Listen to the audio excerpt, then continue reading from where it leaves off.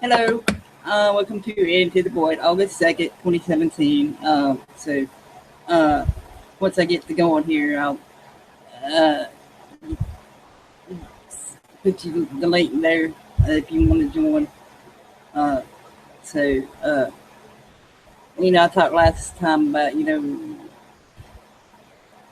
the spirituality into the void and stuff like that, about that video I had watched uh, about that stuff, So, but today it'd be different every week. The topic, but it'll be along those lines, like I said. So, and about symbology of symbols, ancient symbols and stuff, and you know those kind of things. So it's fascinating to me too, and then we can go from there. Um, Anyways, I'm gonna.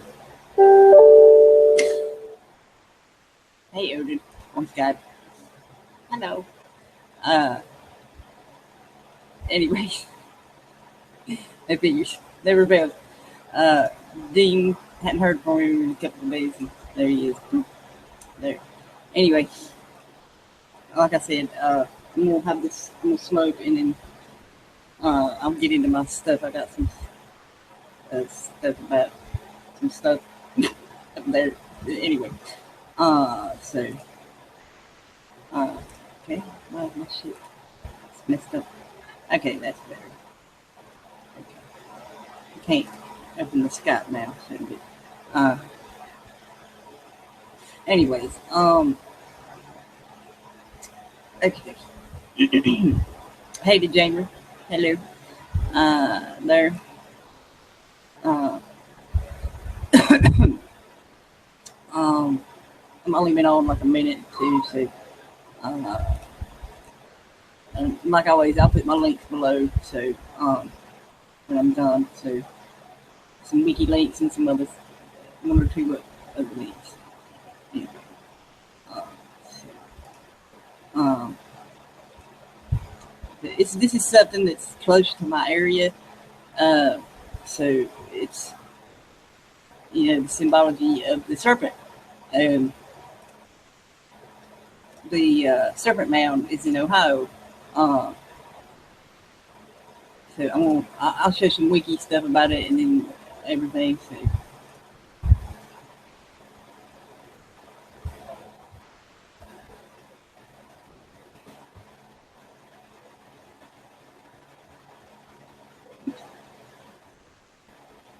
no problem, Lenny.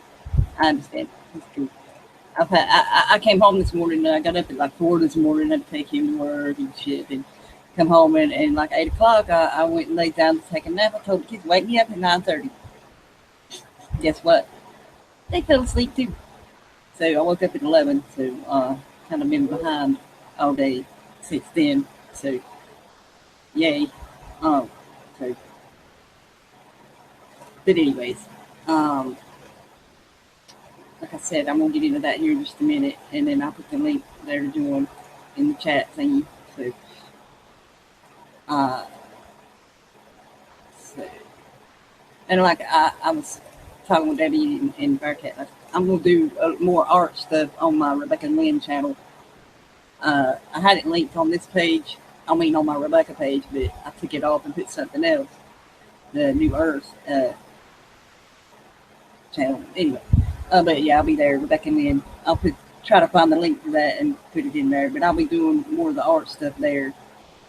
Uh, so try to keep it a little separate there. So maybe upload some of this stuff there eventually. I don't know. Anyway, so but anyways, I was going to do painting, but I thought keeping with the topic into the void, the spirituality stuff and how the symbology is everywhere, hidden, not really hidden in plain sight, I guess you could say.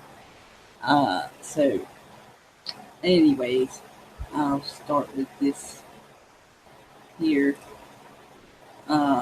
I know it's wiki, but it's when it comes to this stuff, it's pretty much accurate on, give or take. You know what I'm saying? You can search deeper yourself there. So, like I said, this is something that's close to where I live, the Serpent Mound. So that's what I was thinking whenever I was thinking of something to talk about. I'm like, oh yeah, that's like, not even half a day away from here. So I've always wanted to go there. So here we go with this. Let me know if my sound goes to crap. The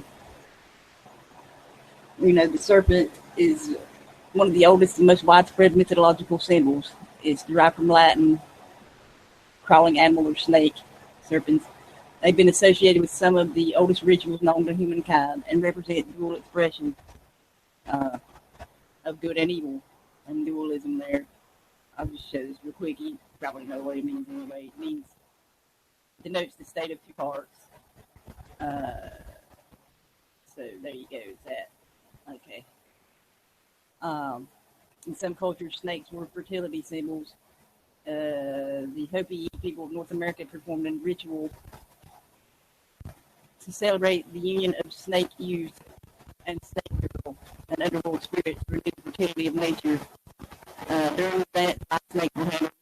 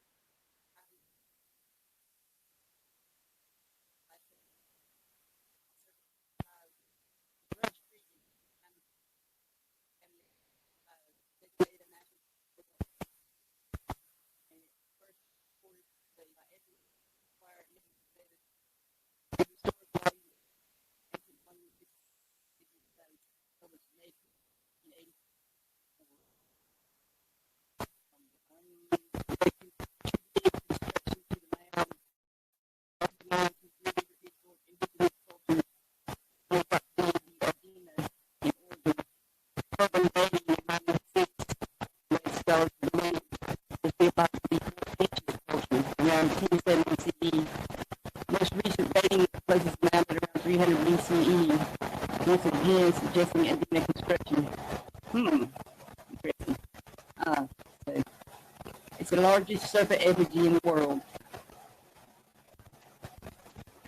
and it's 1,376 feet, extends and varies in height from less than a foot to more than 3 feet, conforming to the curve of the land on which it rests.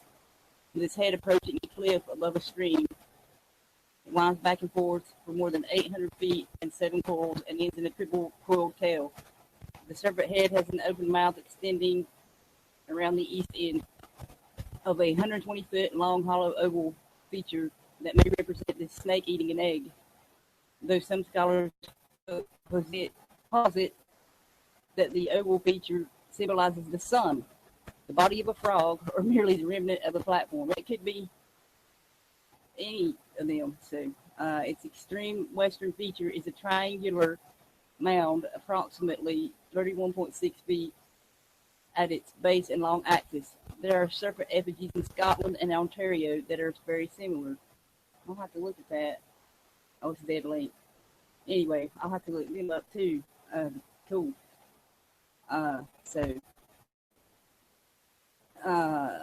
Dating of the design, the original construction, and the identity of the builders are 3 questions still debated. Contemporary American Indians have an interest in the site, obviously. I know I do. I mean, that's really, like it said, it's the biggest one in the world. Serpent effigy. Several attributions have been entered by academic and philosophic and Native American concerns regarding all 3 of these unknown factors of when designed, when built, and by whom. Like it said, they proposed the Adena culture, members of the Adena culture, the Hopewell culture, or the 4th ancient culture. So it's still up for debate who did this. So that's more about the cultures and stuff there. So I got these here too. So here's the Adena culture. Pre-Columbian Native American culture that existed from 1000 to 200 BC in a time known as the early woodland period. It refers to what were probably a number of related Native American societies sharing a burial complex and ceremonial system. The Adena lived in areas including parts of present-day Ohio, Indiana, Wisconsin, West Virginia, Kentucky, New York, Pennsylvania, Maryland. See, I'm right down here. So let's see, that's not too far away from me. That's like maybe a day at the most. So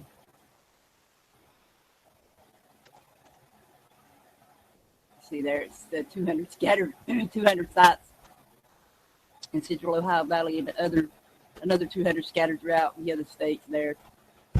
Although they may have once numbered in the thousands, the importance of the Adena complex comes from its considerable influence on other contemporary and succeeding cultures.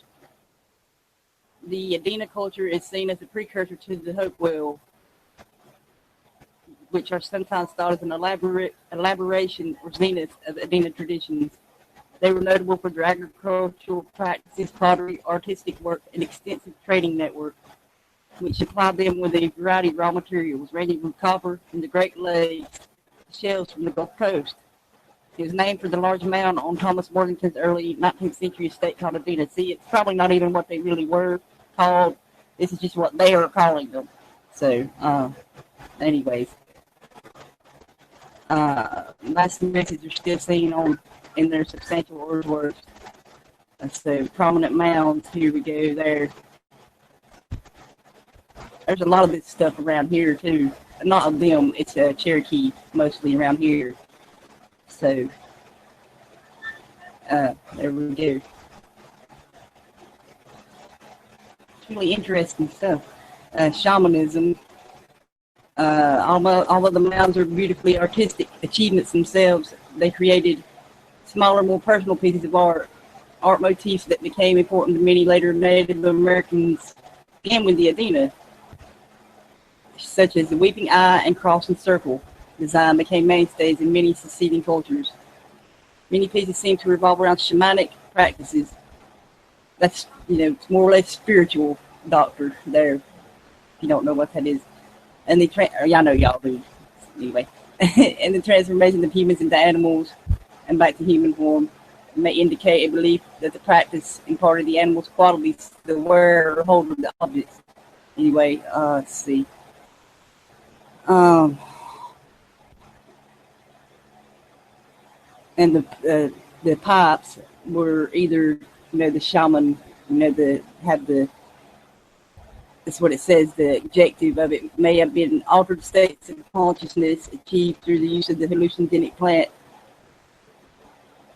Nicotiana rustica. I don't know if I'm saying that right, or it could have been anything, So, was a Adena was a manifestation of broad regional increase in the number and kind of artifacts devoted to spiritual needs. So, and stone tablets as well.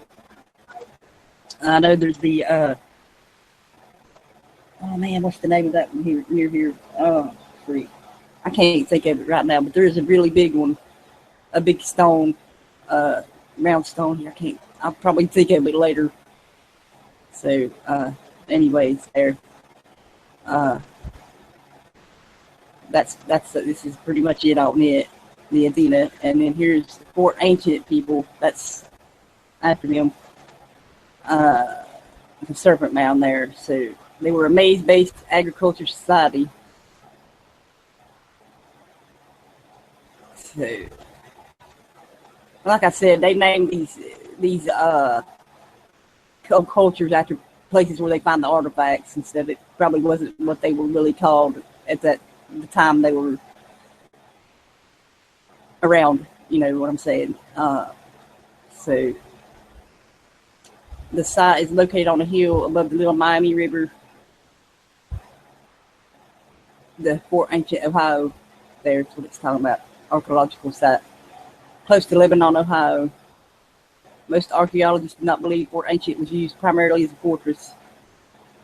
See, this is talking about their place, but they're saying the Serpent Mound could be made by these people, or the Adena, or these people. So, that's, the area where they were there, so in there. I'll leave these links below, like I said. So I got to add that one. So, and here's the Hopewell. See where they were there. So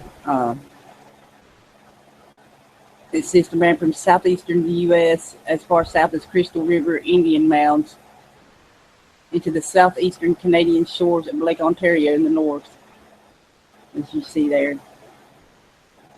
So, anyway. And there's their origins and stuff. And here's about their society there. They inherited from the Adena forebears an incipient social stratification. This increased social stability and reinforced sedentism, social stratification, specialized use of resources, and probably population growth. Most of them are dead. Here's their burial for only the most important. There, so they had leaders. They had leaders, but they were not like powerful rulers who could command armies or slaves and soldiers. These cultures likely accorded certain families a special place of privilege. Some scholars suggest these societies were marked by the emergence of big men. So these leaders acquired their position because of their ability to persuade others to agree with them on matters such as trade and religion. And there, you can go on into that stuff there. I was wanting to talk about this. The best surviving features of the Hopewell are, the earthworks, the mounds and stuff. So, and their artwork. So, and here they hypothesizing the one in Newark, Ohio. It's the octagon earthwork was a lunar observatory oriented to the 18.6-year cycle of minimum and maximum lunar risings and settings on the local horizon. So that's interesting, to keep with the crops and stuff like that too. There, so. And there's about their artwork and stuff. It's pretty cool.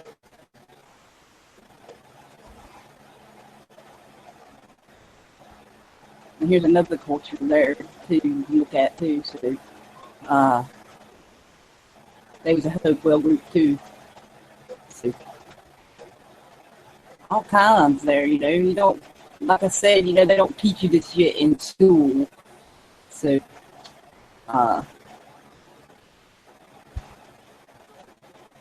see there. I'll leave these links below, but here's more about the Serpent Mound, the history of it. It's internationally known there, so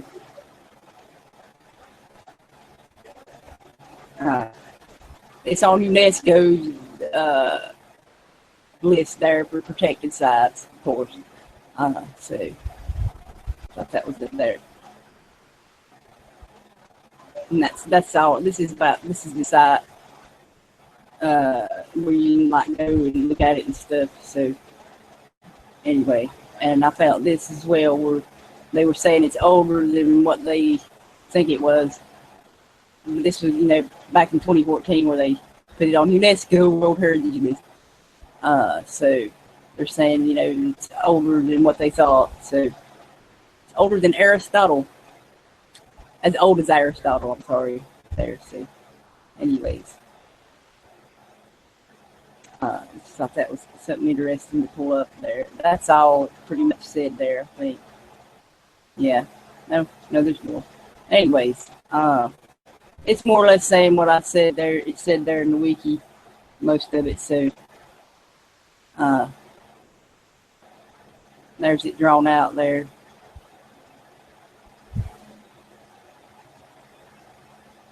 See it coils there.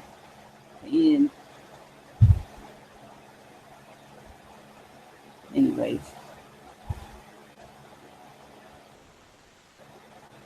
And I got some pictures here of it pulled up,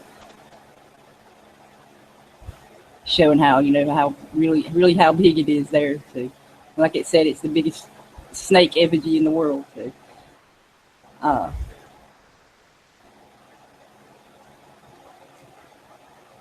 okay.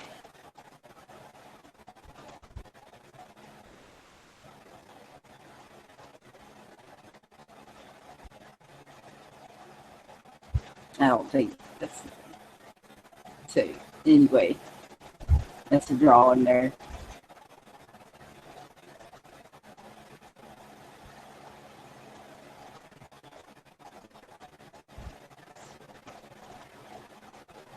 Okay. Anyway. And they light it up in the wintertime too, I guess. So, anyways. Just thought that was really interesting there. So, hey, you guys. So, yeah, it is more advanced than, yeah.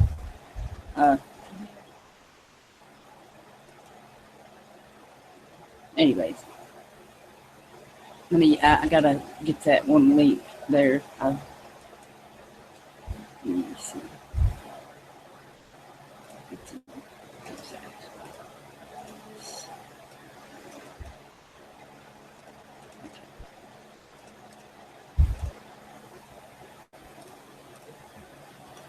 The serpent represent, like it said, it represents, it's associated with the oldest rituals known to humans, and it represents duality of good and evil. So, and they're guardians of sacred places and objects. So, fertility and rebirth, medicine, poison, vengefulness and vindictiveness. This is just the titles that we people have gave to these things, so all the mythology and stuff around it. So yes, they're our friends. So, but anyway, I'll put the link out there if anybody wants to come in. I gotta cut my headphones on first, though. So I just wanted to get all that out and said there. So anyway, hang on just a minute, y'all.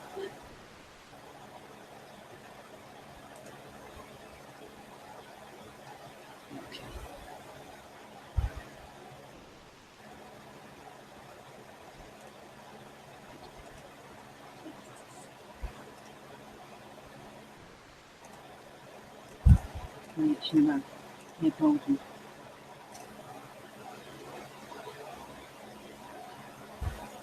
Tired.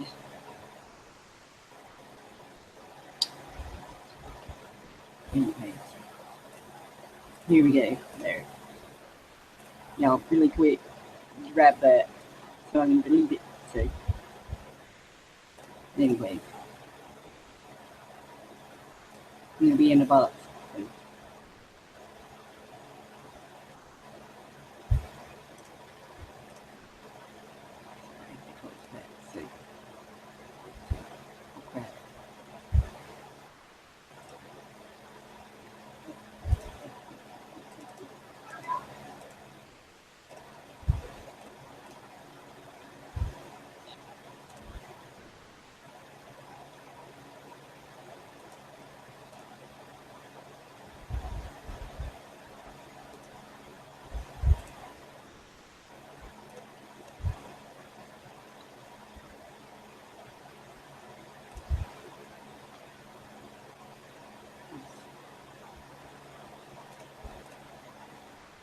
Anyway, I thought, that's something interesting to talk about there, and its symbolism.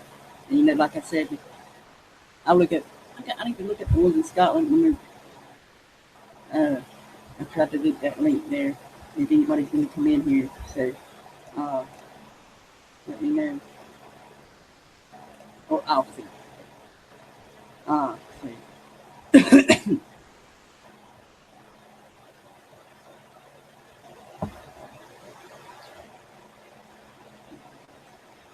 I hope my sound is still okay.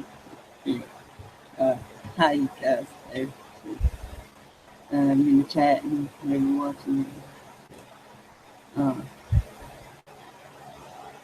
Anyway.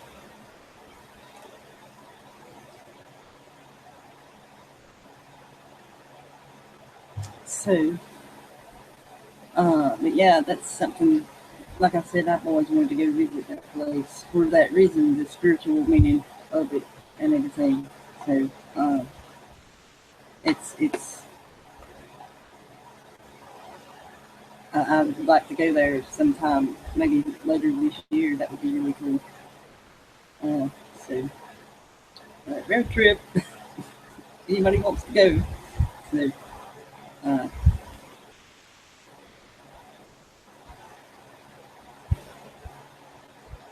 in the U.S. here, it sucks. Y'all can't come in the UK. So, y'all could.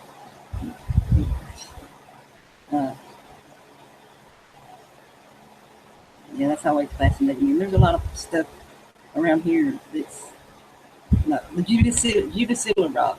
That's what it was. The big rock that's here. It's really huge. That's one of the artifacts around here. Was found by a farmer plowing his field. So it was very. I knew I'd remember it. Judicilla stone, rock, whatever you want to call it. But there's lots of things like that. Ancient, and like they said about that, it's older than what they thought it was. So,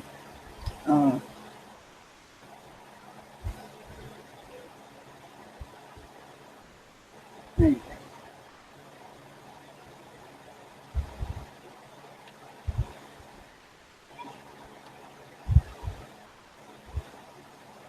And,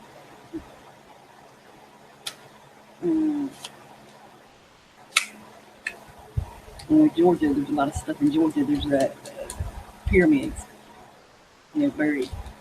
There's one that was in the woods. It was covered up by trees and all that stuff. So just look it up, pyramids in Georgia. You find YouTube videos about it. So, but link is truncated. What? Hang on. God damn it. That I noticed that the last time it done that to me. What the hell's wrong with you, Google? Give me just a minute and I'll send you the link. Fuck. If you want to join there, let me know in chat there, and I reckon. So, I mean YouTube, not Google. And Anyways.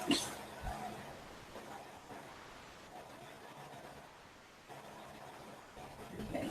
Anyone else there want to join? Hey, Plasma Cat. Ah, crap. What did I do? I clicked it away. Hang on, guys. I don't know what I noticed. It did that. I put a link in there the other day, and it done that. I went to try to click it. I put the comments in the underneath the video, and it did that. I'm like, what? Weird.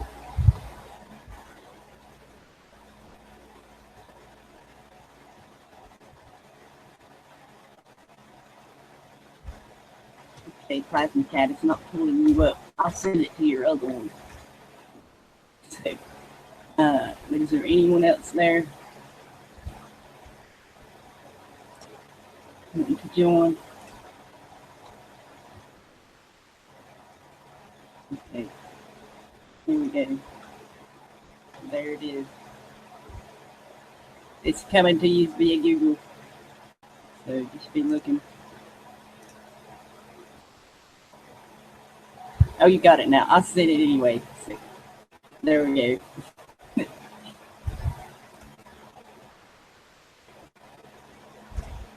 Okay. Weird. Why am I doing that? It's weird.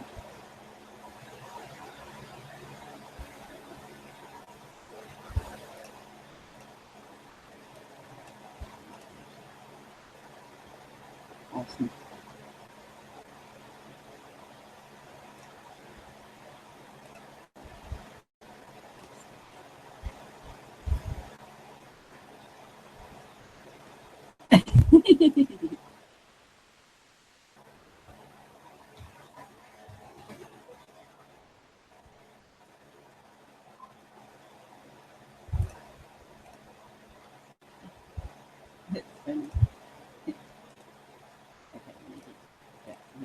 Sorry, I was away.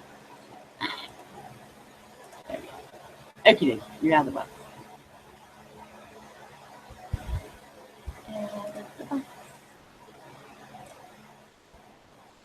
You're muted. Are you talking? Hi, Beck. How you doing? Hello. Good. I was worried my headphones weren't working. So. Yeah, all right. Yeah, no, sorry. I was looking at another screen at that time. That's okay.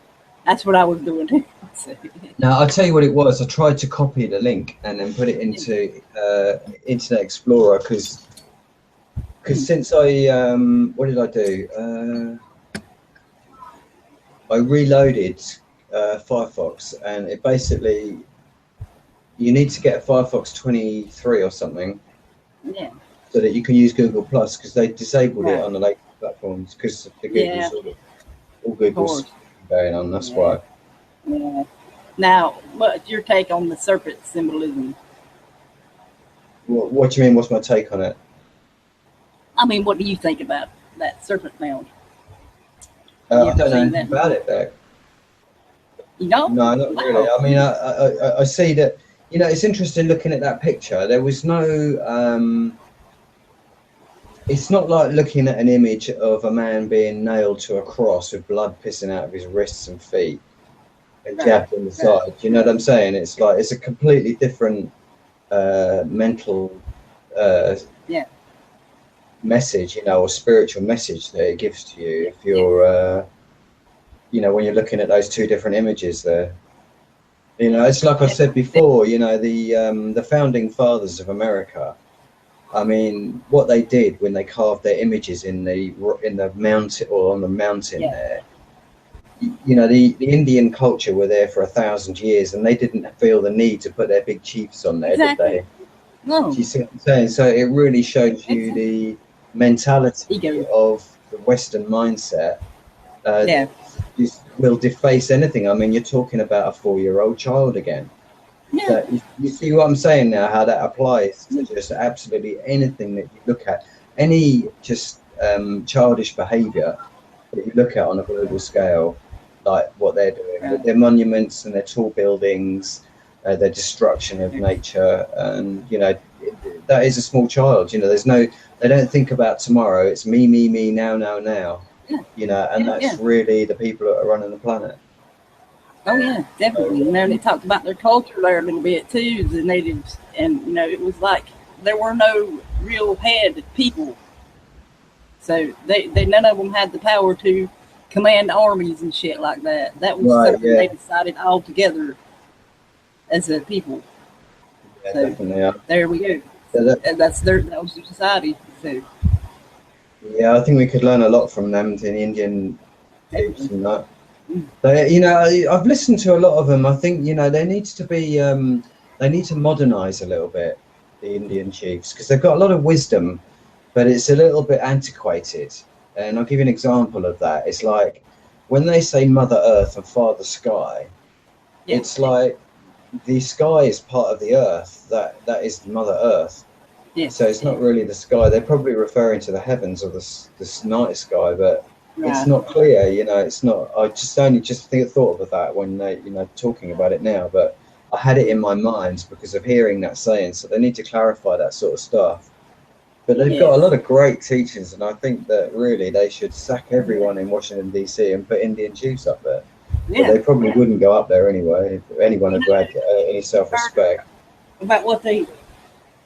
About what they did to some of these native people, how when they died, they would get their brains and dissect their brains and see, because they were, like you said, they're on the higher spiritual level than they are. Right. And they would dissect these shamans' brains and see what made them tick when it's not in the brain itself. You know, it's something else. This is what they don't get. It's not physical. Well, actually, that's not necessarily true. If you listen to Mark Passio's stuff, apparently the police and the military, those sorts of people, the psychopathic type lifestyle, where they have no feelings of compassion and they don't care about anything. They done a brain scan on. There's a picture of a brain scan of someone who was in the military and the police. Yes. And the whole frontal cortex is missing. They haven't got a frontal cortex pretty much. Right. Where it was, it's gone black. And then when you look at a normal brain, which is somebody who's just normal, passionate, and just general standard equipment that every human being gets, and it hasn't been interfered with the indoctrination that those people go through, or the lifestyle that they live. It's a completely healthy brain at the front, and they've got a lot of mental acuity at the front there. So. And it shows in the brain scan, so it is actually physical. But that's caused by your neurons firing in your brain there. You know, Chris Everard talks about the royal family when people say that, there's that thing that they have royal blue blood, but it's not that they have blue blood. It's what he's saying, because they've had the top doctors have come out and brought this conclusion to. That's what they've concluded, is that the royal family have murdered so many. You know, when you do a heinous act like that, it changes the psychological makeup of your brain. And it alters the liquid that surrounds your brain, and it emits a certain. There is, you know, you can go right into it and find the actual scientific stuff, but it emits a blue liquid, and what happens is, you know, the water in your brain, that's what you piss out. So it's blue piss that they've got. It's because they've literally murdered so many people that they keep having this reaction in their brains, and that's where the blue blood thing comes from. Or that's what Chris Everard is saying. I don't know. I mean, I haven't researched it myself, but it probably sounds about right to me. You know, I mean, it sounded quite genuine to me. I mean, right. But it's like you said, these things that we do, like bad things, don't get good things. It affects your brain in that way. It changes the makeup of it. So say you're mean to people all the time, you know, that changes it. If you're good, the problem is that kind of meanness and this god awful world. Well, god awful. It is a god awful world because it's a fucking. The god is mammon. You know, and money, and whatever. It doesn't have to be money. It could be ideology of some kind, of that somebody's got, you know, authority over everyone else, and that's really what the problem is. And if you're dealing with a 4-year-old child, you know, they might be 90 years old, but they've never evolved spiritually, so they haven't progressed. You know? Yeah. And it doesn't equate to your physical age, your spiritual age. Right. You know, you can meet old people who are just thick as fuck, you know, and they've never done anything, never looked at anything, and they don't know anything. They've worked at one company, they still live with their mother, you know, and shit like that, in the same house and stuff. And yeah, you know, but then you can have children who are really spiritually aware, and you know, they actually go. I mean, like 3-year-olds are on YouTube videos saying, "Why is the world like this, mummy? Why can't we change it? Go and tell those men to stop killing each other and shit." You know, it's coming from a 3-year-old child. Yeah, I know. Yeah, my kids used to do that. They haven't been programmed. They're just, you know, they're just spiritually aware. I mean, that's, but that kind of awareness will get suppressed over the next 20 years. Oh yeah, yeah. Oh yeah. You know, it's like I said on last week's show. That my little one, she started more having these experiences, you know, in the sleep state. So I was like, wow, you know. So. But yeah, I mean, it's like most people ain't ready to even consider that, because they just don't know it exists, because they're just so busy running around on that artificial time of the work week that they don't understand that, you know, people need time. So first of all, you have to get, as a human being, you have to get over survival. That's the first thing. And once you're over survival and you haven't got to rush around for somebody else all day long, then you can start to process your own. Well, I was listening to Krishnamurti, somebody posted a video about it, I was clicking a few videos, and he says that of all the books that have been written in the world, you shouldn't bother reading any of them. You should be reading your own book, because your own book is the most interesting book of all, you know. And you know, you can't spend 80 years reading your own book. You have to, it's something that you read in like a flash, and then you know your own, that's when you know yourself. And I suppose that, you know, that fits. It's like if you so that your mind is clear, that you have complete clarity and no bias about anything.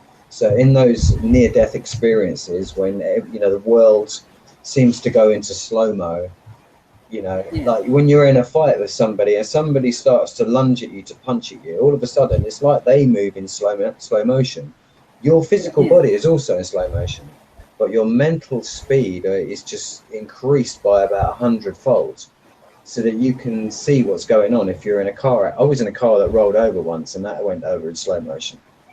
You know, so you've got time to decide whether you're going to engage and open your eyes and stay conscious and probably survive that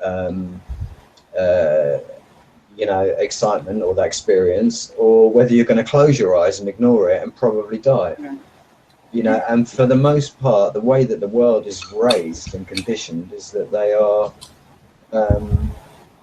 you know, they have their minds are forced closed, you know, and they're not allowed to explore. And that's really, you know, you can't even get into any spiritual consciousness until the world's like ready to move past this war shit, you know, killing each other. Exactly. Yeah.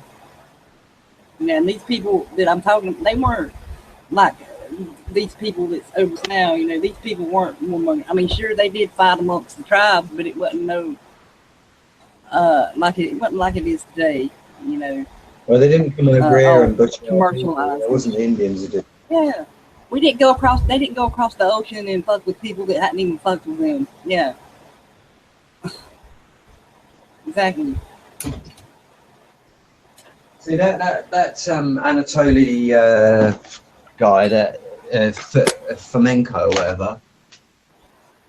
That's interesting shit what he's coming out with, because he's saying when you consider, because this fits to me in my own experience, is that all of this stuff that's supposed to have happened 2,000 years ago, it never happened 2,000 years ago. It's only 1,000 years ago. Yeah.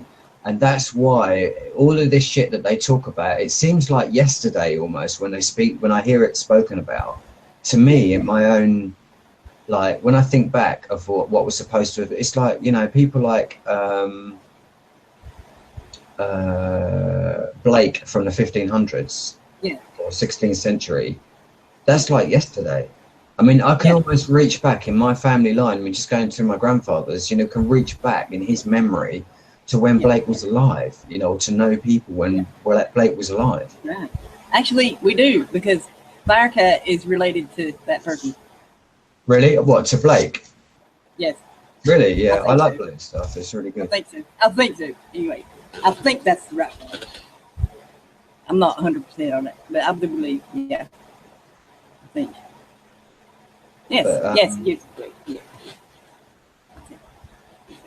Yeah, that's really cool. You know, I mean, I think the biggest fight really that we've got is to take the power away from the oligarchs. The only way that you can do that is to get the military to stop following the bloody orders. But they're locked in. They're locked in. You know, it's like, I can come on here and say all of this shit, you know, for years and years and years, but it doesn't change them jets going up and spraying me with poison every bloody day. Exactly. Every day. Talking about how they've done these people, you know, over the years, these soldiers, and it's changed their brain chemistry and stuff. So that's something else to look at. Why we ain't getting this mass awakening of people.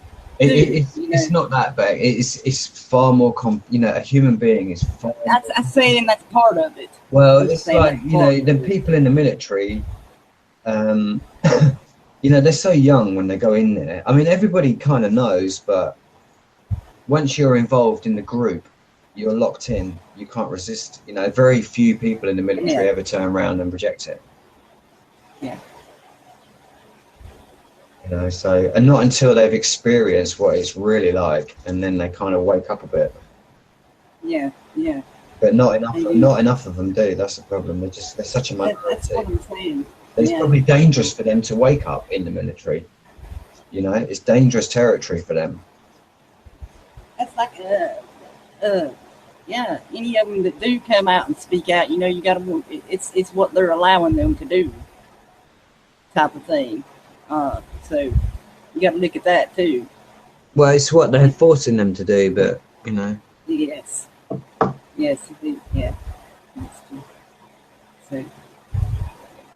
You know, I don't know what's going to happen with the chemtrails, because they're spraying that fucking aluminium everywhere, and that is just the most dangerous toxic substance that you want to be. You know, just I can't tell everybody enough about aluminium. It's so dangerous. You don't want it anywhere in your house, anywhere near you. No, really. I wanted to address this Foxy in the chat. She says, I wonder how people coped years ago with stress. And, you know, you got to look at that too. The world wasn't like it is now then. So I would say there was less stress back then. So, you know, they like we said, the natural remedy stuff has one way they cope and everything. And also, you know, talking about it, you know, and things like that. And so, yeah, I just wanted to address that real quick. So, but yeah, the world wasn't like it is now then. No. So, no, it's a very lot more. Well, they painted a toxic picture of it, really, over the top. They have.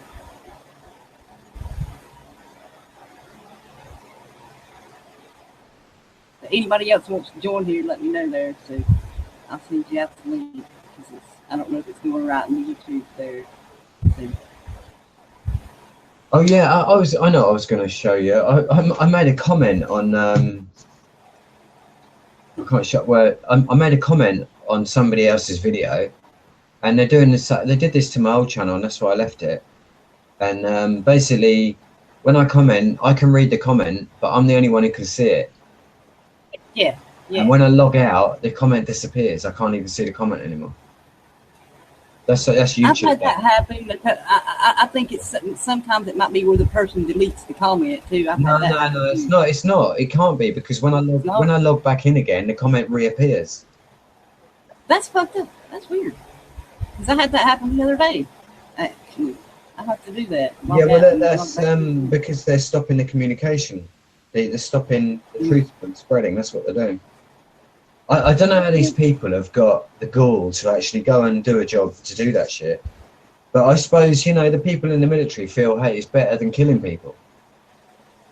That's the way they look at it. You know? That's what we're dealing with. That's the mentality. And quite honestly, I'm giving up with it because I don't see the West ever pulling out of it. If they don't have a revolution, it's the only thing that's going to stop them is literally all the people just saying, no, I'm not putting up with it anymore. And that's just never going to happen. It may one day. We probably won't live to see it. But, you know, this is why we need to keep doing this, what we're doing, you know, to try to help people along that spiritual path, you know, to awaken that part of their consciousness, you know. So in order for that to happen, it's a butterfly effect, you know. Yeah, well, I mean, that's I don't have any faith in that anymore. Well, you know, it's like I said, it's not going to be. It's going to take time. It ain't something that we're going to see in mass. But you know, you have to realise that this has been going on for it's nearly 20 years since 9/11. Nearly 20 years. So everybody now knows. I think it's funny because last time I saw my dad, I got the impression that he had got into an argument with somebody and they basically supported the rhetoric that I say. And he was quite put out. You know, his pride was dented. And I could tell by the way he spoke to me. I don't want to go into it too much, but I could just, you know, tell that obviously, right. So the truth is seeping out in other areas that even in his circles, you know, that he's confronted with it. But unfortunately, they just, you know, they ignore it. And that's the problem, you know, because what you have to realise is, see, what he couldn't get over, we were talking about the chemtrail, he mentioned the chemtrails. And he still cannot process through his brain the government are intentionally spraying chemtrails to kill everyone. Because if you accept chemtrails, and that's the same probably with Collie-Man, is that he can't quantify that that's the agenda. You know, he doesn't believe that that's the agenda, and then therefore all the people that think like that, they say, Jamafunk, you must be fucking crazy then. You're an idiot and a kook. Because it's easier to call me names and labels and come and, you know, throw shit at me than accept the government's actually doing that. That's their agenda. So yeah, I know. It's like we said, there's people that believe certain things, and that's it. You don't need to meet in the middle there on a lot of this shit. So that's, you know, and agree to disagree on things, you know.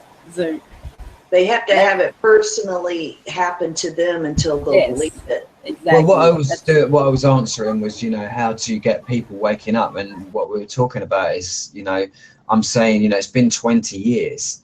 So, I mean, those people they don't want to face the truth or confront that as a possible reality. So consequently, they lie in this dormant state of go along to get along, you know. Well, it'd be very uncomfortable to know. I mean, if you know what, you wouldn't feel very well. So that they're just doing that to protect themselves. Yeah, that's the thing, because obviously, you know, up until that moment, most of us in our societies, we feel pretty damn safe. Our lives don't feel threatened every day. So, and then all of a sudden you go through this period where you realise that actually you're an insignificant, weak little nobody, and they could puff and blow you away. And that's quite a scary, you know, it's a scary thing to process and to get over that.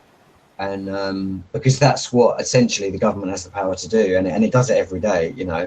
And I think you don't really got to force this issue, because people already know that. You kind of you give life to the thought that's already in their brain, and you make it real and you make it manifest, and that's what they reject, because ultimately they have to do that for themselves. It's like they're saying the Matrix, you know, it's not something I can show you, Neo, it's something you've got to see for yourself. And it really is, you've got to see it for yourself and then get that awakening. Well, when you realize the joke has been played on you, you go into thousands of years. Yeah. So thousands of years. It's like y'all know me. I like to look at these ancient cultures and stuff like that, and the power structures and stuff. And like that one I posted about last time about that one where they were the basis of all societies since then. Right. Well, this is why Empire. that flamenco stuff is important, because if this has only happened in the last 1,000 years, that means prior to that, Egypt and a free earth was a reality. That's what I'm saying to you. Is I feel a little bit like a lemming, right? You know what they say about lemmings? They the land masses have been destroyed, so their original migratory path that they would take, that's why they fall off the edge of the cliff. They're not trying to. They're just following. Or their group has left for them in their ancestral memory or their biological memory, because your brain is something that you inherit when you come into this body. So you have to process your spiritual will with your earth limitation. And it's done so it's spiritual and physical, and they have to combine. So and it's an forever ongoing process. But it was really just the past 100 years that they really put the screws to us. Because before then, you were more free. You could easily just, move into the wilderness of America or something, 200 years ago. You'd be completely free. Yeah, but, I noticed as I get older, I really miss my grandparents' generation. Yeah. Because I'm sort of approaching them when I was a kid. They were my age now. And I just find them to be much more intelligent and interesting. But your grandfather's generation was so trusting and good, they were really taken advantage of. I've been watching about the Great Depression, and your jaw would drop over thing after thing that they implemented. I mean, to the point where you had to turn in all your gold. And two different times they would sell you a house and then call in the loan. They would change the banking rules and call in the loan for everybody. Yes. Boom, right after the other. So you would lose the family farm and be on the street. Well, like now, those people didn't fight it. I heard about a new law they're trying to pass here. This is concerning driving. Okay, over here we drive on the opposite side of the road that y'all do, right? Okay. Right. I don't know if this. I think it's just in my state. I'm not for sure, but they're trying to make it illegal to drive in the left lane unless you're passing somebody. So. I don't know what that means. What do you mean by that? You can only drive in that one lane. If you drive in the other lane, you get a ticket. God. Unless you're passing someone, that's the only reason you get in that. It's like I said last time. What's going on is it's a war on human beings. There's a war going on human beings, and that's what it's not open yet over here, not yet. Well, it's a war on the middle class. Because the middle class is powerful, and it's a war on the middle class. And the middle class was carrying everything for everybody. I mean, they were paying the social services. I mean, they pay everything. The rich people don't pay, the poor people don't. But when they decimated the middle class, because it wasn't that long ago, you could easily get your own business and compete with the big boys. It wasn't that long ago, and they completely decimated. And everything they implemented is designed. They don't even care about themselves being rich. They can just print money out of thin air. It's just designed to keep you poor. You just all these nibbles, healthcare this, insurance that, mandate this. You got to take this vaccine. Oh no, now you have asthma. I have to buy this expensive medicine. I mean, it's just on and on and on. Just death of 1,000 cuts. And you can't build anything substantial to leave your children. Yeah, spot on, Firecat. Spot on. That's exactly right. I mean, it's, that death by 1,000 cuts. I mean, that's what I was going to say. It's just relentless. It's just every single thing that you can think of. Mm-hmm.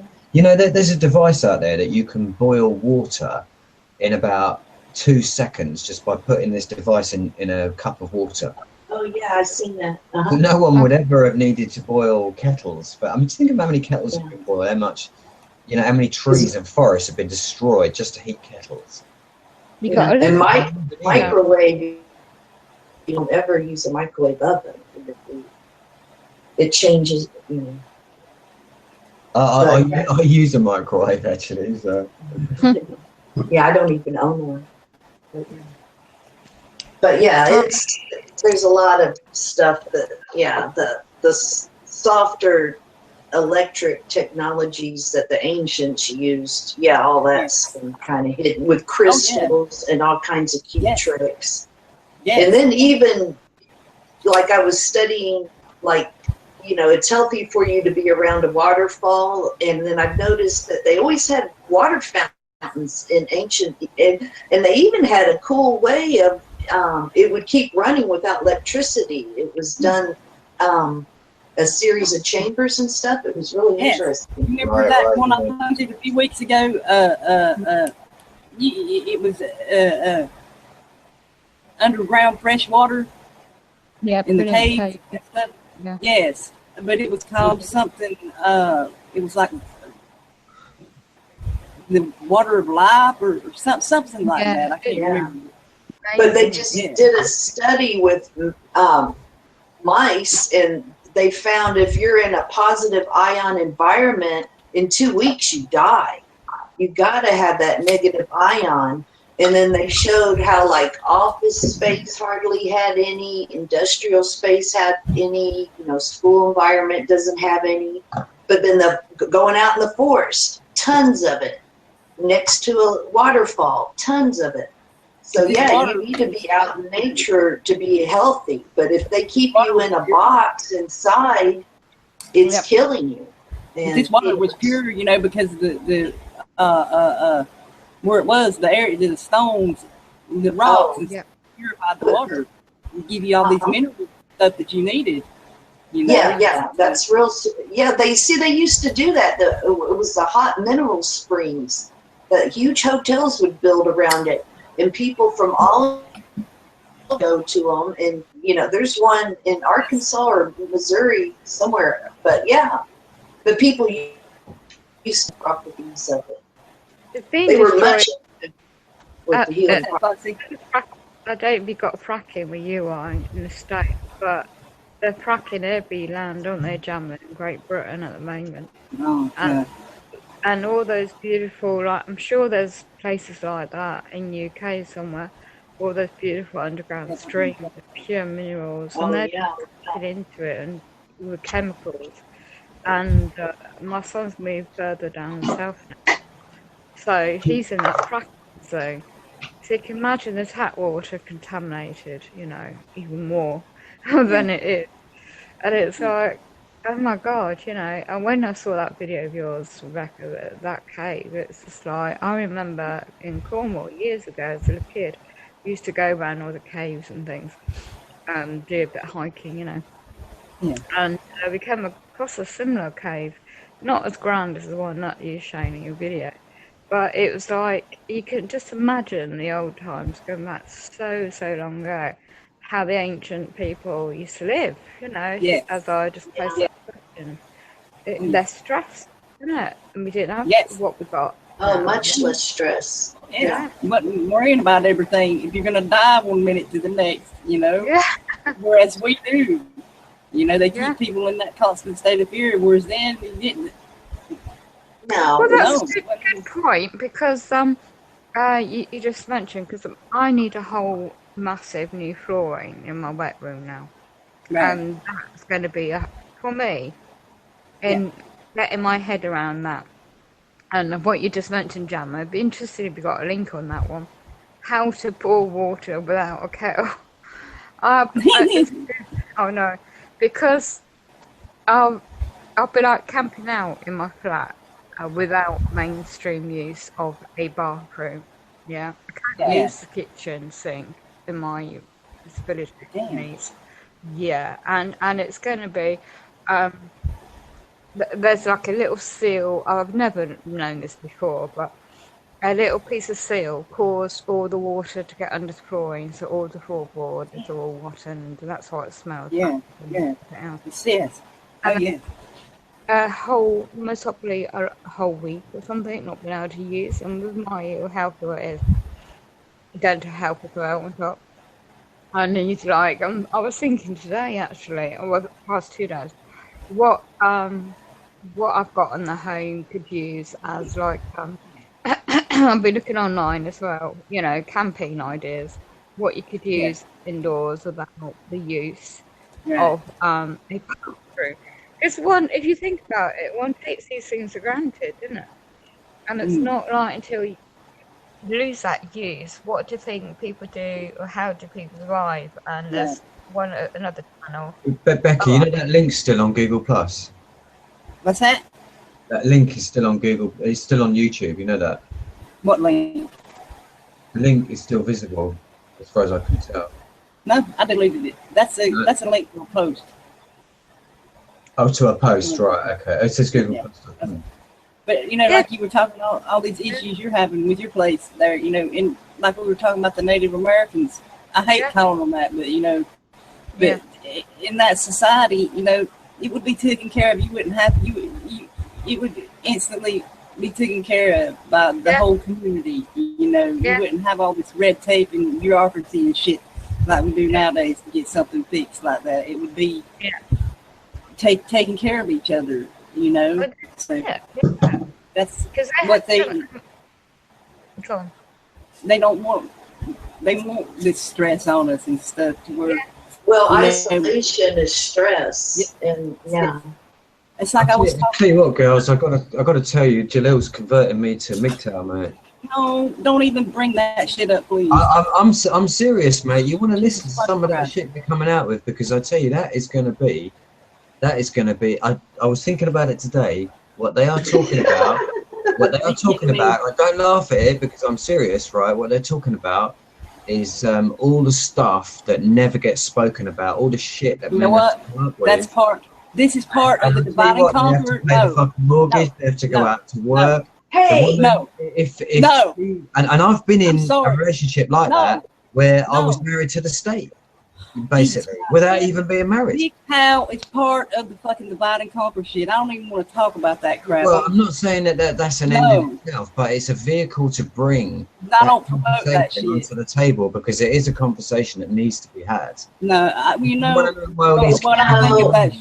families, no fathers. Jammer, shut up right now. Please. I'm not promoting it. I'm just saying. Yeah, you are. You said I'm starting to believe it. Yeah, but it's like you're attacking the MGTOW idea, but you're not looking at any of the details of what they're talking about. I have looked at this off air, and I'll explain it to you.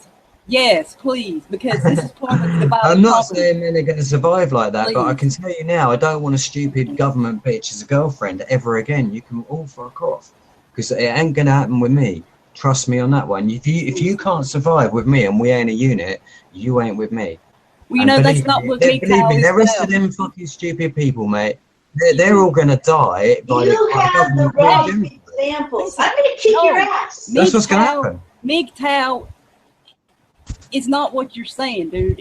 This is part of the divide and conquer shit. I know. I'm not. I don't even want to talk about it. I'm not promoting it. You are not even saying it. I'm just saying. Because I'm talking about. I'll just use it as an idea, so that because that's what they are talking about. It's a bad example. Exactly.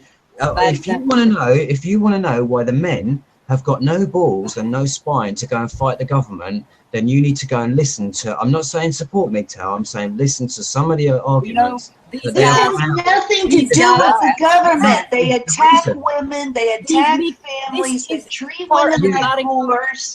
Sure, but some of them don't, and some of them are into the serious issues. Listen, I don't even want to talk about this shit, please. Why the hell do you bring it up? You know my shit. You have the wrong answer. No. Please. Really? I mean, Jesus. I mean, what are you on about that one? This subject, this show isn't about that. Because it talks about the stuff that none of the women want to talk about. Excuse me. And that's right. It's not about treating women badly like that. For me, it's about treating men badly, and that's what the women don't want to address. That's what women don't want to address. It's the way that they treat men. It's not the other way around. It's that men are blamed for that, and that's fine. Jammer, how do you treat women? Jammer, what do you do for women? Jammer, what do you do for women? Jammer, what do you do? Go out of your way for women. Hey, peace, love. What do I do? Nothing anymore. You don't do nothing. You sit on your butt and you say, gimme, gimme, gimme. And you don't want to have to give 1 ounce towards a woman. And now you're whining. Are you kidding me, y'all? What? Really? Cool. We were talking about spirituality stuff, and how the fuck did you get on the MGTOW?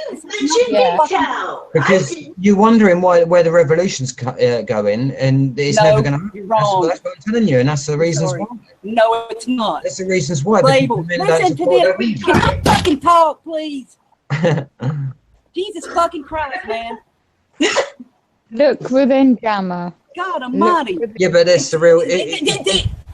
Shut up. If you want the fuel for the revolution so that we can have a free planet... I'm sorry, but I said let me speak. It's my show. Go on. Okay. Labels. That's why I say no labels. That's labeling people. MGTOW. We're all fucking human beings, okay? Yeah. We're all human beings. MGTOW has nothing to do with this shit. Nothing. Look, and it's hard to do, isn't it? I mean, all it is low vibrational energy. Yeah. I mean, he was just focused on the politic part, but I've watched enough of the videos to realize. I don't even want to just stop talking about it. No, please. that's a that's a subject. Flat Earth is a subject we don't talk about. Don't even say that shit either. No. That's funny. Yeah, I mean, there's a subject we don't talk about. Sorry, Jammer, but I'm tired of getting talked over on my own show when I was trying to speak. So you can come back if you want. But I don't want to talk about that stuff, and I made this clear before. I don't want to talk about nothing like that. The MGTOW, the labeling, the divide and conquer. That's all that shit is. Pitting men against women. I mean, they don't need to be, and we were getting along just fine until that was brought up. The labeling, the dividing. And look what it made me do. It made me mute you because I couldn't speak on my own show. I mean, we're trying to build a community. I apologize here. I apologize, but damn. Let them speak, please. Please. And look within oneself. It's difficult when you're going through stress and modern day life, isn't it? And that's what they want. They want people at each other's throats and pigeonholes, as you said. Because, I mean, if it hadn't done, looking into meditation, and I'm not pushing that on anyone, but everyone's got their own way of dealing with things. Whatever situation comes up, it can easily take over one's personality, and sidetrack you from what really matters within one's self, and then you forget what your talents are. I mean, we all need to look in ourselves first. Yeah, that's the whole point of these shows. People.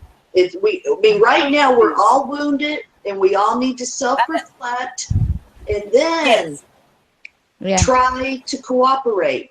But right now, we're all a bunch of little immature people, emotionally immature people.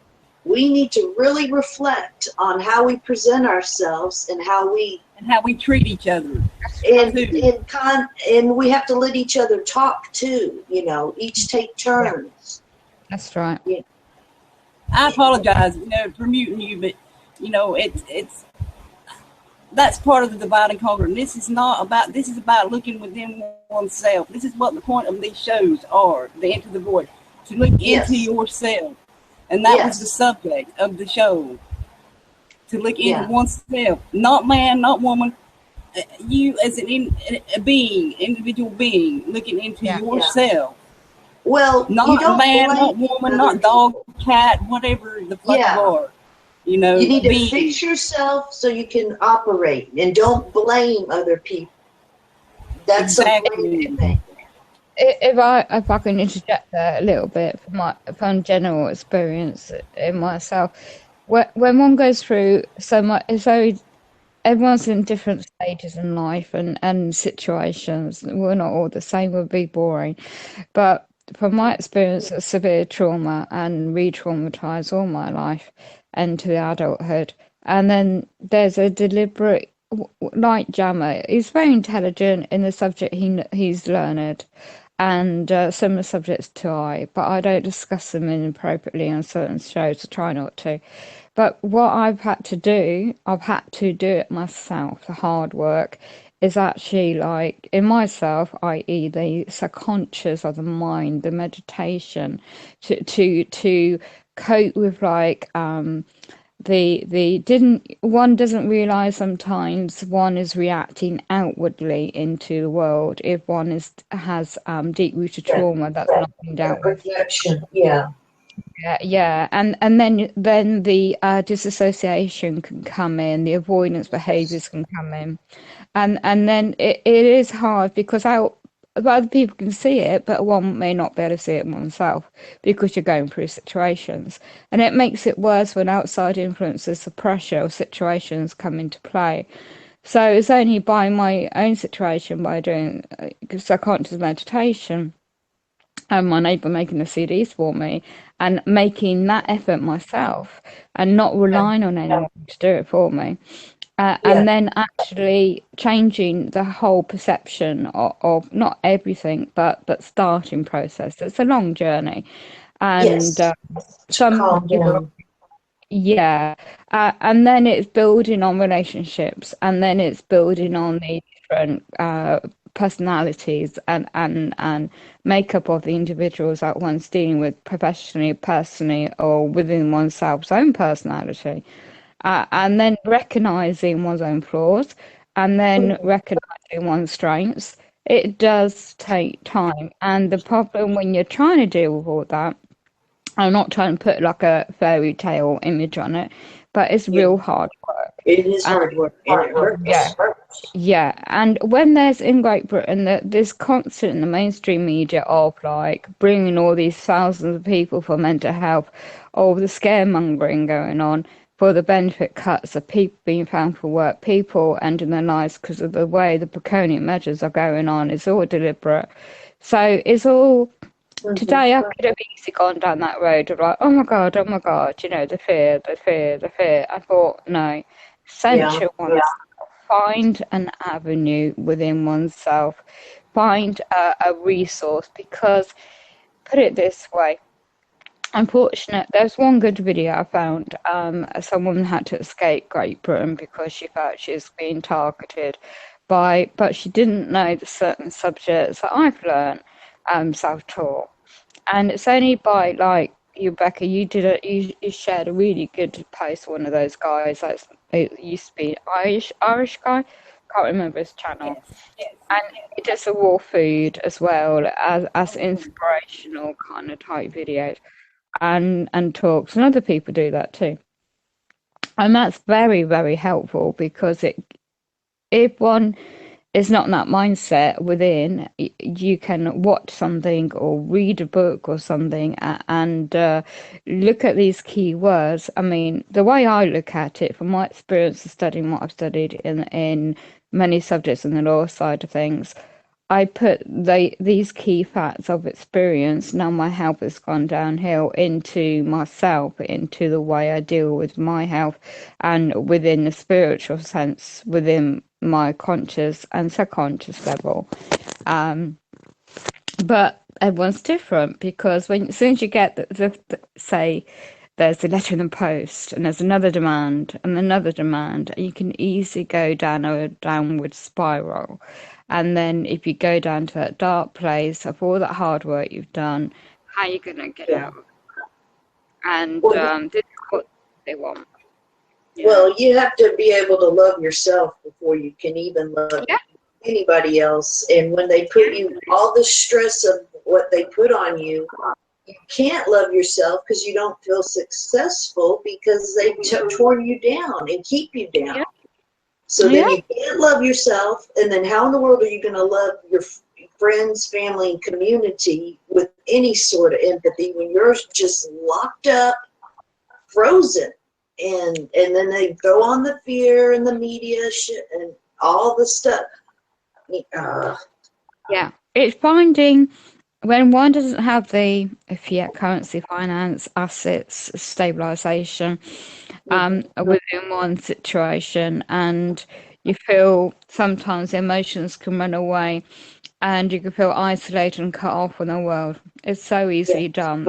And especially when especially what I can only go from experience in Great Britain, and the way the system is, the state system trying to help those that are too ill to work, and they call it the benefit system. It's in chaos. It's the NHS, the health, everything's in chaos. It's all deliberate, and it's getting people in the control. All these other subjects I won't talk about because it's not appropriate, but it's all a bigger picture to it. But I cannot deal. I'm just me, so I can't deal with the outside bigger picture of things. I know about it. I can put it into practice. What I know to help myself. And if I don't help myself in the way I've learned, and I'm still doing it every day, then how can I deal with the outside influences that are affecting one's life? It's like I said, the way the Native American cultures here was what I was talking about earlier. Was that would be taken care of. You wouldn't even have to be worrying about it right now. Yeah. So we learn something. Surely there is a learning curve from the old ancient days. They're trying to scare us into thinking we don't have enough resources to have families anymore, or even big families. We even noticed how they deliberately, convinced us to have less and less and less children. And now they're trying to convince us that, my God, a couple can't even support themselves. You got to stay single. Yeah.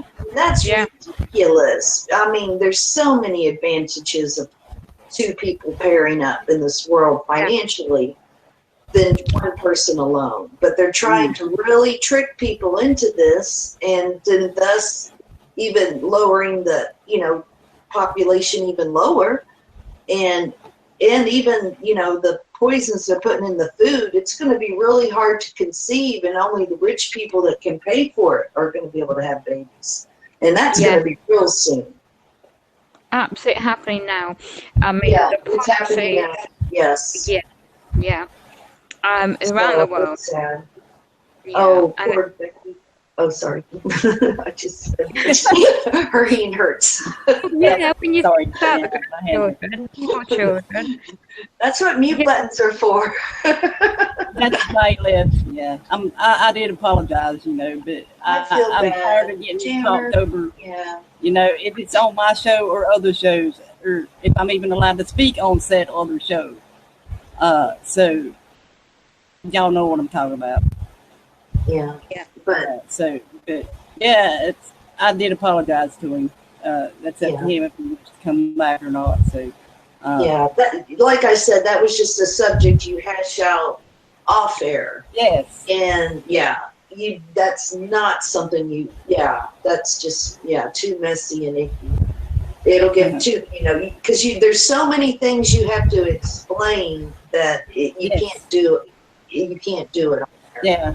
Exactly. And so let's drop it from here, because right now, I mean, everything is we just the whole point of these shows on Wednesdays is this is going to be my shows on Wednesday, and the art thing in between. Okay. It's about like I said, speaking within oneself. Not labeling yourself as man, woman, blah blah blah. Like they tell you, you're a man, you're a woman. You know what I mean? Not.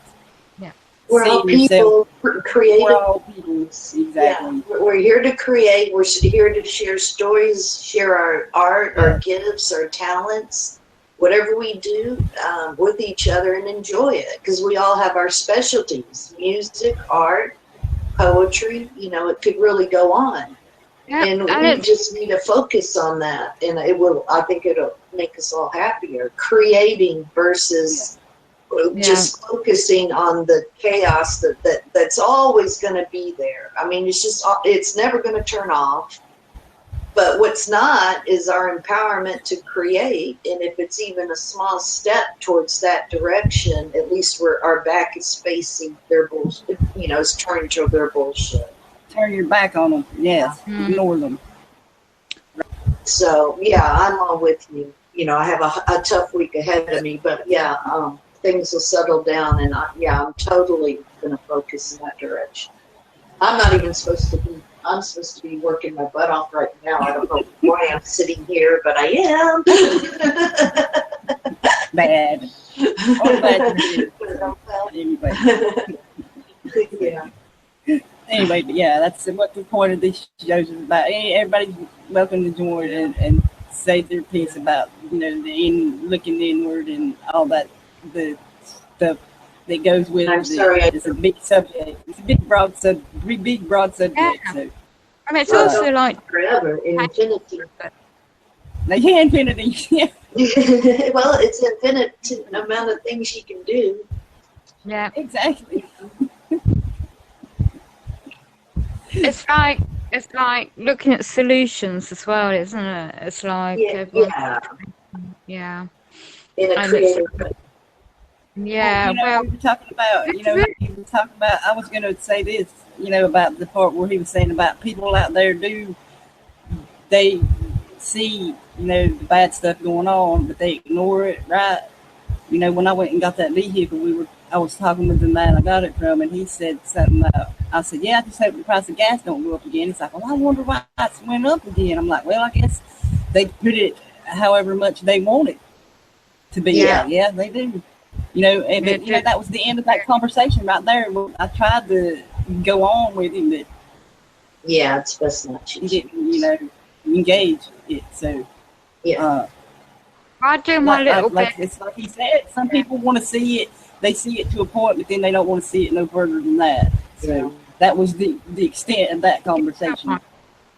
So, Because from that point what you just said, Rebecca, right in the shop today, I go when I go out to get my bits I need, and I don't know whether it's because I'm doing on me and I'm projecting something else out on a unconscious level. I don't know, but I'm building up these rapport with people that are working in these places because they really are nice people and they go out the way to help me. So I treat them the way if somebody treats me well, I treat them the same. It's just equal courtesy, isn't it? But we build up rapport, and then when you build up rapport with somebody, even though they're in the shop working, they're just human people trying to survive themselves, and they don't know certain things. So I just say, oh, how are you doing? I've learned years ago, I used to like, oh, I feel sorry for myself, whatever, I won't come up and make these comments, but I've changed all that without realising. And in a positive note. So I say, well, first of all, I ask how are they doing, because they're doing a job, it might be stressful, they might got things going on. And, people like short with you, strangers pass by, you don't know they've got something going on, because that's a pressure of life. And these couple of people today, females, was just so like, I could see it in their body language by my approach. Everyone's different, but just saying simple things, how are you, or someone's birthday today and she was working, and I can relate. I've had questions on my birthday where it wasn't ideal, so I said, well, it's lovely to see you, well, thank you very much, and just a bit of politeness. Well, have a lovely day. And she's discussing about a personal situation with her dad and her mum, and you wouldn't get that kind of rapport unless you make an effort with somebody. Right. Yeah. And it's like that reminded me of a conversation I had in the tag office as well yesterday. There's this woman, she came behind me in the husband had the cell phone. She's like, he's the keeper of the phone. I don't have one, you know, whatever. He's the one that answers, you know. But they were talking about that, how they just started a conversation with me there, you know, about, I can't even remember what it was about. It was about people calling them, wanting to ride somewhere, because they were that, like, them kind of people, they would help. But they were like, you know, it was like, they've had this happen a lot where people would call them to come get them and take them somewhere, and then they get there, oh, well, I'm sorry, I don't have no money to give you for gas. Type of thing, you know, they would just, but, and they didn't tell them that, and they started a conversation with that, you know, like you said, those kinds of situations and things like that. So, yeah. They just sparked up that conversation with me, you know, and I was just like, wow, you know, it was interesting. There was more to it than that, but it was just how people would just come up to you and just start talking to you. Yeah, I noticed some days at the grocery store, like 3 or 4 different, on the same day, I don't know what it is, but they'll come up and just start talking to you. But it's like, you know, it won't happen, but then just for some reason, I don't know what it is. Yeah. Like, I don't know what I'm doing that's different than the other days, but it is strange. It's like an in my opinion, it's like my neighbour, he's been doing this like meditation and other kind of like natural things for years, and something because I had a different type of CD. It was like to be secure within oneself, i.e. like all this stuff that's been going on with me, thinking I'm to move out quickly and all this stuff. So I had this CD made for me. It's about feeling secure in your own home, in your own skin, in other words, in your own body. And my goodness me, the reaction, I did not realise as a young girl, because my mum left me in down south and peed off abroad to work, and I lost my home, my security at a young age. So I was quite young when I moved out and into digs with my best mate at the time. So I didn't know all these years on that has been buried. That loss of security, like a lot of people can go through in all different situations. And having to do that CD, I was having these nightmares. I was having these like emotional reactions in the daytime when I was conscious awake. And it wasn't until he knocked on my door and I said to this, oh, how did the CD go? And I said, what I said, and to him. And, this is what, I'll tell you why, because I did this the other day, similar, different CD, and this is how I reacted. And it wasn't for that brief conversation I'd realised. It was all this deep-rooted emotional stuff. In your subconscious. Yeah.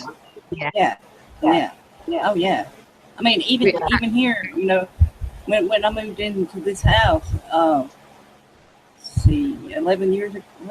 years ago, that's when a lot of this other, like we was talking about the spiritual stuff and the ESP and all that, that's when that really kicked in to high gear when we moved back into this house. I don't know what it, I guess. Maybe it's like where the magnetics when you were a child being brought up. See, I was like that anyway, but when I moved back in here, it like brought back all these repressed memories, is what I was going to say. Oh. But I've always been that way with that stuff, but these repressed memories and dreams, and like she was saying, traumatic experiences and dreams. Yeah. That's what they're dreams and stuff like that. Well, they were precognitive dreams and stuff, but when we moved back in here, it's particularly when I started sleeping in my old bedroom. Oh, so, yeah, that would be weird if that's when it really started happening. So, yeah, but I recall, you know, I don't even want to go into it, but that's, you know. Yeah, that makes sense. It does. But it'll trigger your like reliving my childhood. Your subconscious. And what you really want to get after is, I guess, I mean, you can't go through all of it, but if you do have some particular problems with your personality, or I mean things that hurt you, like stressors, and you can't quite figure out what it is, that's when you want to, delve into and try to figure out, and then confront it, and then realize, oh, because this happened to me, it triggers this, and then once you bring it to light, so to speak, then you can learn to lessen it. It's not gonna be, Right. But exactly. I can see being in your old home would uncover all your subconscious things that have been imprinted for a child. I kind of had a little protection there up till I was 16. My dad was like this too. But when he died, that was gone. Very because he, like I've said, he told me a lot of things he didn't tell the other kids. Yes. Taught me things, and you know what I mean. Because the more personal. My sister, I've noticed is kind of like that, like this too, but not me. Strong. You know what I mean? Yeah. It's strong, but anyway, and it just, and cause it's coming back here to this place, and this is the last place I seen him. It was like I was sitting over there on the couch. Oh goodness, and that's why I moved my computer over here. Because I would sit there and like somebody come in the door, I expect to see my dad, type of thing. So, but anyway, last, like I said, he had, I think he had repressed a lot of that for me, because you can do that. Yes. So it doesn't hurt. When I moved back in here and everything, it came back when I started sleeping in my own room. Oh goodness! All the stuff that you sort of forgotten came flooding back. Well, not flooding back, but started emerging. Actually, yes. Oh, okay. It did flood there back. I'm not even gonna go. But if you see some of my videos I made, and it was like, I wish I could stop. I could shut up and not. But I just felt compelled to make videos about it, and video, and somebody told me, you need to shut up. I'm like, thank you for telling me that. I've been waiting on somebody to tell me you can shut up. But still, it was, I guess you should have done self-videos, but to learn what was, exactly. The main points you were making probably would tell something. Right. Yeah, because you can't. Yeah, you don't want to. Psychoanalyze yourself on air. It's probably not pretty. That was not my intent, though. That was just to see if anybody had similar experiences and stuff like that. It was nothing that. So. Well, no, you weren't doing that. I'm just reflecting on a bunch of stuff. But I'm sorry. I mean, a lot of people would do that with my artwork, but you can't really do that with it because some of it comes from me, some of it comes from like whatever comes to me, collective conscious, like that back there behind me there. So I really love that top one. That's my favorite one right now. I'm gonna get some water. I'll be right back. Yeah, I saw your link. I missed your other show, your art show. It's a bit time difference there. And I heard you mention about that artist, so I checked her channel out and who she was. And she had that inspiration as if the right one. Yeah, as a kid. Yeah. Wow. The videos I was watching about her and how she got, it's amazing, isn't it? And as she got older, she lost that sense. Yes. So she said in one of the shows. And, but that art, how she used her spirituality in her art pieces and what you're doing is what I'm seeing and observing, and when you do your live shows, that's what it comes across to me anyway. You've got something inside you which obviously you've got that deep thinking and it's coming out within your art, which is a natural talent, pure talent in my opinion, your own unique design, because you've got all these people that make jewelry and all sorts of art, I mean, okay, she started as a kid, but you don't really know the family and how they, you know, her upbringing, because it's just snippet videos, really. It's fascinating. To add on that, you know, everybody's got it within them to create. If you can't do the art stuff, you can do like music, you can doodle, can't you? You know, speaking, poetry, whatever, you know, gardening is even considered, can be considered art. Not art, expressing yourself, you know, getting down in the dirt and back in. I used to do a lot of photography. Yeah, I used to do the old fashioned. Yeah, my son used to laugh at me. Everywhere we used to go, I had a camera in my hand, and even the portable, you know, throw away old fashioned cameras. And I got loads of old photographs, you know, of the kids and all the travels we'd done. Yeah. And I gave a lot of them to my daughter over the years. And it's like I talked before about the projection. You know, you project what's inside out. You know, so I hate I lost my temper there, but that's like we say, you shouldn't repress any of that, and I do that a lot, which we shouldn't. Yeah. But you know, well, anyway, you know, that's even there's even some of that in my art too, where you get so frustrated and stuff, because there are a few of them where, you know, and like I would pick up on vibes of people. There's this one particular I drew, it was a flower, and it was black and red, and it come around. I drew it the night this particular person's, someone really close to them had passed away, Kim. So when his dad died. But yeah, it's things like that too. So, but any way you can express yourself like that, angrily, you know, you got to let it out. And I do admit that I do repress a lot of that. So I don't. I really do. I really do. So there was some of it there. So no, I was really, really wrong and really, really bad.